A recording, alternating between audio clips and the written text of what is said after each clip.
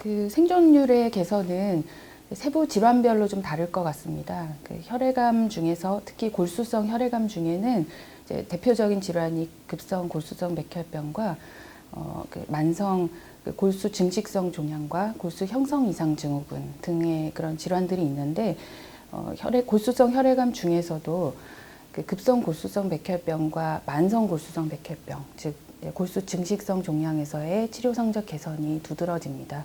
그래서 그 이유를 살펴보면 만성 골수성 백혈병 같은 경우에 2000년대 초반에 획기적인 그런 새로운 신약이 도입이 되었고 그 치료제 도입 이후로 치료 성적이 10몇 퍼센트 가량 개선된 것을 확인할 수가 있습니다. 그리고 또 치료법의 개선뿐만 아니라 급성 골수성 백혈병처럼 고강도의 치료를 필요로 하는 그런 질환에서는 보존적 치료도 중요합니다. 그래서 항생제나 항진균제 그런 약제들의 이제 개선도 중요한 역할을 했겠고, 그럼으로써 이제 그런 고강도의 조혈모세포 이식과 같은 그런 치료의 성적이 향상된 것을 중요한 또 요인으로 꼽을 수가 있겠습니다. 만성 골수성 백혈병 같은 경우는 일반적으로 이제 10년 생존율이 이제 80%를 상회하게 됩니다. 그리고 만성 림프구성 백혈병 같은 경우는 굉장히 이제 빈도가 낮기 때문에 사실 국내에서의 치료 성적을 정확히 말하기는 어렵지만 일단 만성 경과를 밟기 때문에 장기 생존은 어느 정도 가능하다라고 이제 볼 수가 있겠고요. 문제는 급성 백혈병들입니다. 그래서 급성 골수성 백혈병 같은 경우는 이제 작년 저희 분석한 데이터를 보면은 일단 치료 성적이 5년 생존율이 30% 남짓 됩니다. 그래서 이제 젊은 사람 같은 경우는 한 50% 이상 상회하는 결과를 볼 수 있는데 나이가 들면서 치료 성적이 급격히 이제 저하가 되는 그런 문제점이 있습니다. 그리고 급성 림프구성 백혈병 같은 경우는 소아와 성인 그리고 고령의 환자에서의 치료 성적이 굉장히 차이가 많이 납니다. 그래서 소아 같은 경우는 치료 성적이 한 5년 이상 장기 생존할 수 있는 경우가 80%를 상회하는데 이제 성인이 되면서부터는 급격히 감소해서 한 30% 정도가 되고 고령으로 갈수록 더 낮아집니다. 그 만성 골수성 백혈병에서 이제 글리백과 같은 타이로신 카이네이즈 저해제라는 약들인데요. 이제 몇 가지 신약들이 이제 나와 있습니다. 나왔고 국내에서도 2000년대 이제 초반부터 보험 적용을 받으면서 본격적으로 사용된 거는 이제 2000년대 중반 이후 정도라고 보시면 되겠습니다.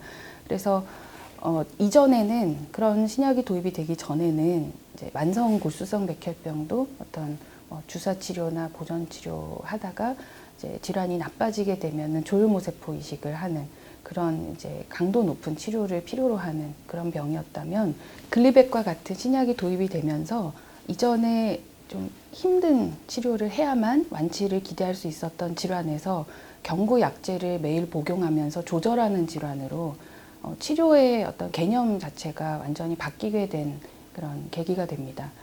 그래서 글리백이 도입이 된 이후로 치료 성적을 보면은 한 60%대에서 이제 70%, 80%대까지 장기 생존율이 향상된 것을 확인을 할 수가 있었습니다. 그 골수성 혈액암들이 이제 고령에서 좀 발생을 많이 하는데요. 그 같은 타입의 그런 골수성 혈액암, 특히 그 급성 골수성 백혈병이나 골수 형성 이상 증후군 이런 질환들이 주로 문제가 되는데 젊은 층에서 발생한 것보다 같은 타입이라 하더라도 좀 타입이 좋지 않은 경우가 많이 있습니다. 그래서 치료제의 반응이 떨어진다거나 하는 경우가 빈번하겠고, 그리고 급성 백혈병과 같은 그런 고강도의 치료를 요하는 그런 질환 같은 경우 고령의 환자들은 잘 견디지를 못합니다. 그래서 합병증이 문제가 돼서 치료를 아예 시작조차 못하는 그런 경우도 있습니다. 일단 나이가 증가함에 따라서 이 혈액암의 특히 골수성 혈액암의 발생 빈도가 매우 급격히 증가합니다. 그래서 그런 것을 볼 때 이 인구 자체의 고령화가 가장 큰 원인이 될 수가 있겠고요. 그리고 혈액암의 발생과 관련된 요인으로는 골수성 혈액암의 경우 어떤 환경적인 요인, 화학물질이나 아니면 방사선 조사 이런 데 노출이 된 경우에 암 발생률이 증가한다고 되어 있습니다. 그래서 개개인에서 그런 노출이 이제 크게 영향을 미쳤는지 아닌지 알기는 어렵지만은 이제 한 가지 그 분명한 부분은 어떤 다른 암으로 인해서 치료를 받으신 경우, 방사선 조사나 항암 치료를 받은 이후에 그런 분들이 또 장기 생존을 하시는 경우에 2차적으로 혈액암이 발생을 할 가능성이 좀 높아집니다. 그래서 최근에 고형암의 치료 성적이 좋아지면서 장기 생존자들이 증가하는 것도 하나의 요인으로 생각할 수 있겠습니다. 그것도 세부 타입에 따라 남녀 비율이 좀 차이는 납니다. 여자가 더 많은 타입도 있지만 전반적으로 보면 혈액암들은 남자가 조금 더 많이 발생하는 그런 경향을 보이고 있고요. 그 영화나 드라마에서 이제 보여지는 모습은 아마도 이 혈액 수치 이상이 생기면서 특히 빈혈 같은 게 생기면서 뭔가 연약한 이미지나 출혈 그리고 창백한 피부색 그런 부분들이 이제 좀 각인이 돼서 그렇지 않았나 생각이 듭니다. 그리고 이제 소아 같은 경우는 이제 소아는 다른 암이 발생 빈도가 매우 낮기 때문에 이제 소아암 중에서는 발생률 1위가 급성 백혈병입니다. 그리고 급성 골수성 백혈병보다는 림프성 백혈병이 좀 더 많기는 합니다.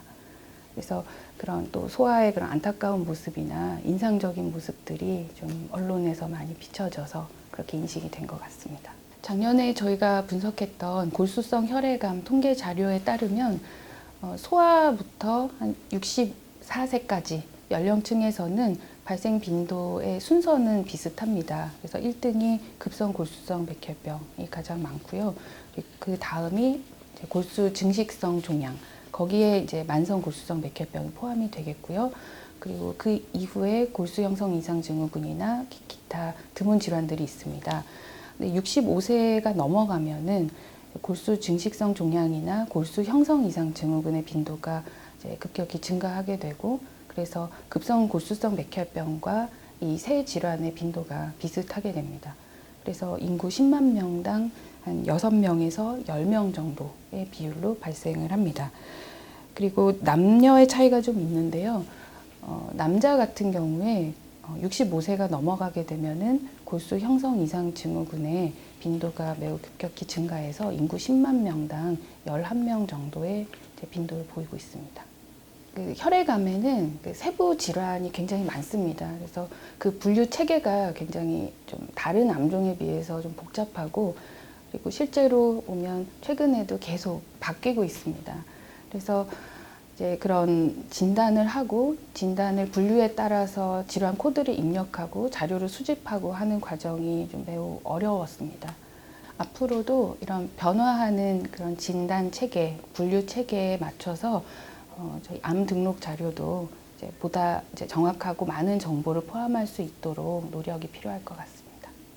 기존의 혈액암 관련된 의학 자료는 많았지만 실제 치료를 받았던 환자들이 얼마나 잘 치료되었고 얼마나 잘 생존하셨는지에 대한 자료가 혈액암에 관련해서는 이번에 저희 분석을 통해서 세부 질환별로 처음 이제 확인이 되었습니다.